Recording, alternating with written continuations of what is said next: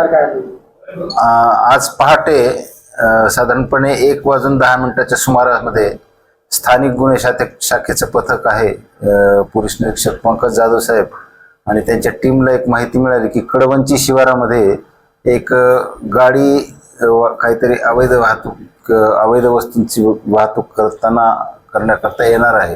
त्या माहितीवरनं त्यांनी ट्रॅप लावला आणि एक कंटेनर त्यांना भेटलं. संशयास्पद कंटेनर होतं. त्याचं चेक केलं असता त्यामध्ये साधारणपणे 77 लाख रुपयांचा गुटखा हा मिळून आलेला आहे.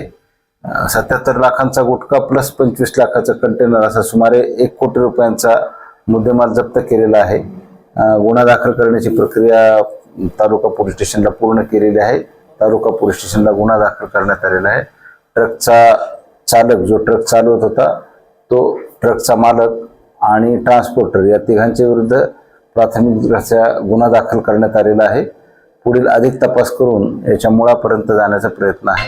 स्थानिक गुन्हे शाखेचे पोलीस निरीक्षक पंकज जाधव, सहाय्यक पोलीस निरीक्षक योगेश उबाळे, श्यामवीर कांबळे, राम पोहरे, प्रशांत लोखंडे, सागर बाविस्कर, योगेश सहाने, धीरज भोसले, सोपान क्षीरसागर आणि सौरव मुळे यांच्या पथकाने ही कारवाई केलेली आहे.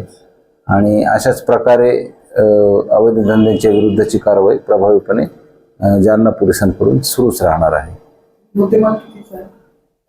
साधारणपणे 77 लाखांचा गुटखा जप्त करण्यात आलेला आहे आणि कंटेनरची किंमत 25 लाख.